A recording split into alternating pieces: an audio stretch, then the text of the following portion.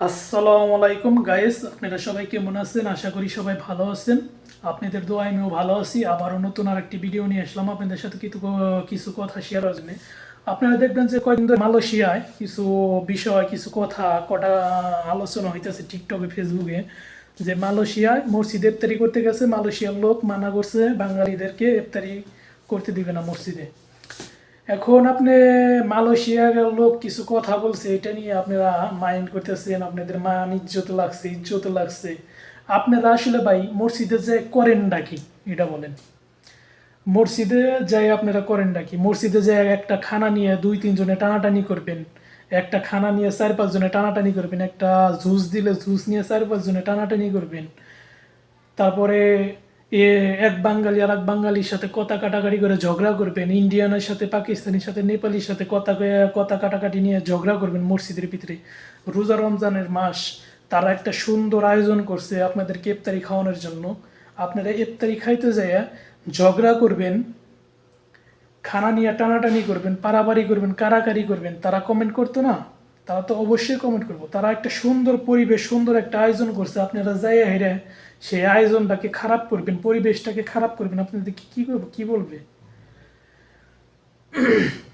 আপনাদের রোমে ইফতারি করার সামর্থ্য আছে, এখন আপনারা রোমে ইফতারি করতে পারতেছেন, রোমে ইফতারি বানায় ইফতারি করতে পারতেছেন, তো আপনারা মসজিদে কেন গেছেন?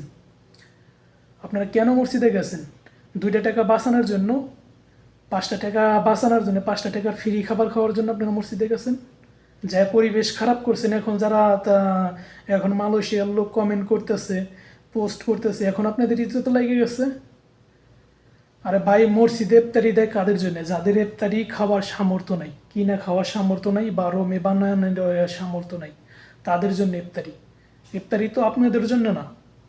আপনি মাসে 1 লাখ টাকা ইনকাম করেন, ঘরে টাকা পাঠান, বাড়িতে টাকা পাঠান, আপনি কেন মসজিদে ইফতারি করতে যান? আপনি রোমে ইফতারি বানাইতে পারেন না? আপনাদের মতন লোকেরা, আপনারা যায় এরা 2 দিন দাবাদাব যান, যায় পরিবেশ খারাপ করে, বাকি মানুষের রেজেক খারাপ করে, রেজেক নষ্ট করে আপনারা চলে আসেন, তারপরে কমেন্ট করেন, ভিডিও বানান, ভিউর জন্য ভিডিও বানাই। এতে ইজ্জত কাদের বাড়তেছে? মালয়েশিয়ার লোক একটা পোস্ট করছে, পোস্টটা যদি 5 জন লোকে দেখছে, এখন আপনারা হাজার হাজার বাঙালি যে ভিডিও শেয়ার করতেছেন, এখন লক্ষ লক্ষ মানুষ দেখতেছে ভিডিও। এতে ইজ্জত বাড়লো না কমলো? আপনাদের তো সৌভাগ্য।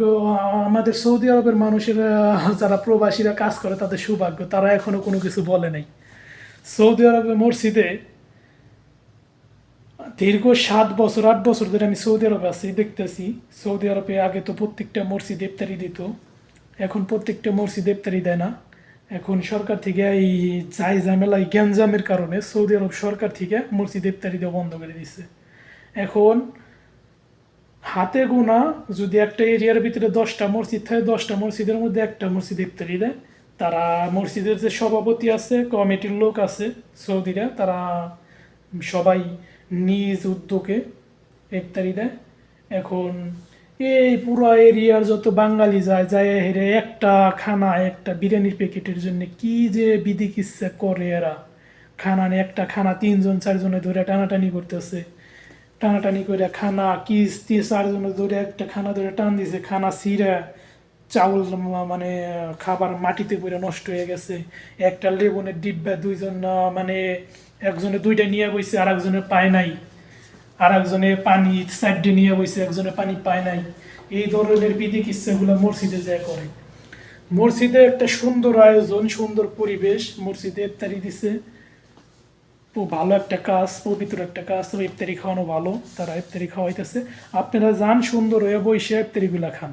আপনারা যে যাইয়া যে গ্যাঞ্জামগুলা করেন, এই গ্যাঞ্জামের কারণে এই ধরনের বদনামগুলো হয়।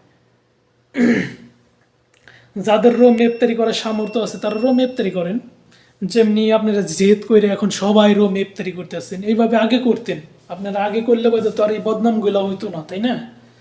আপনারা আগে কোনো কিছু করেন নাই, ফ্রি খাবার খাইতে গেছেন। এখন যখন বদনাম হয়ে গেছে, এখন রোমে ইফতারি বানাইতেছেন আর ভিডিও বানাইতেছেন, আমরা আর মসজিদে যাব না, আমরা রোমে বিরা ইফতারি করব। তো মসজিদে গেছিলেন কেন? মসজিদে যায় তো যা করার কইরে দিছেন, বদনাম যা করার কইরে দিছেন, এখন রোমে ইফতারি করে লাভ কি? বদনাম তো যা হওয়ার হয়ে গেছে। শুধুমাত্র বিয়ের জন্যে এই ধরনের ভিডিও করতেছেন। আপনাদের মাথায় এই জিনিসটা নাই যে একটা মানুষ 4-5 লাখ টাকা খরচ করে মালয়েশিয়া আইছে, কাজ নাই, হাজার হাজার লোকের কাজ নাই, 4-5 লাখ টাকা খরচ করে আইছে, কাজ নাই, রোমে বৈশা রয়েছে 5 মাস 6 মাস 1 বছর ধরে বৈশা রয়েছে, কাজ নাই, ইনকাম নাই, তারা বাধ্য হয়ে মসজিদে যায়, যায় ইফতারি করে।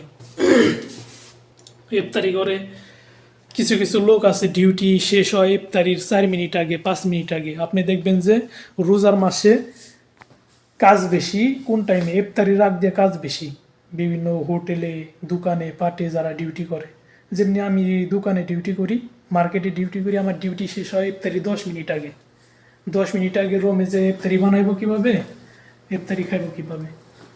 এই ধরনের হাজার হাজার মানুষ আছে যারা ডিউটি করে, ডিউটির টাইম শেষ হয় ইফতারির আগে, তারা রুমে যে ইফতারি বানাইতে পারে না, তারা শর্টকাটে মসজিদে যায়, রেজেকে যা থাকে খায়, ইফতারি করে নামাজ পড়ে চলে আসে। আপনাদের মতন টাকা বাঁচানোর জন্য তারা মসজিদে যায় না, কিন্তু আপনারা কি করেন, আপনারা টাকা বাঁচানোর জন্য ফ্রি খাবার খাইবার যেয়ে পরিবেশ খারাপ করেন, মহল খারাপ করেন, সব কিছু খারাপ করে তারপরে এসে বক বক করেন মিডিয়ার ভিতরে ক্যামেরার সামনে দাঁড়ায়। যাই হোক, এই কথাগুলো বললাম একটু রাগের কারণে। আমরা সৌদি আরবে যারা আছি, শুধু আপনাদের মালয়েশিয়ায় না, পুরা বিশ্বে বাঙালি যে জায়গায় আছে সব জায়গায় একই অবস্থা।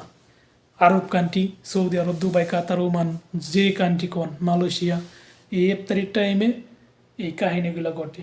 আমি সৌদি আরবে দেখছি মসজিদের ভিতরে একটা লেবন নিয়ে, একটা পানি নিয়ে মারামারি পর্যন্ত হয়েছে, ইন্ডিয়ান বাঙালিতে মারামারি পর্যন্ত হয়েছে। মারামারি হয়েছে, পরের দিন ইফতারি বন্ধ করে দিছে মসজিদে। আমি নিজে দেখছি এগুলা, ঠিক আছে।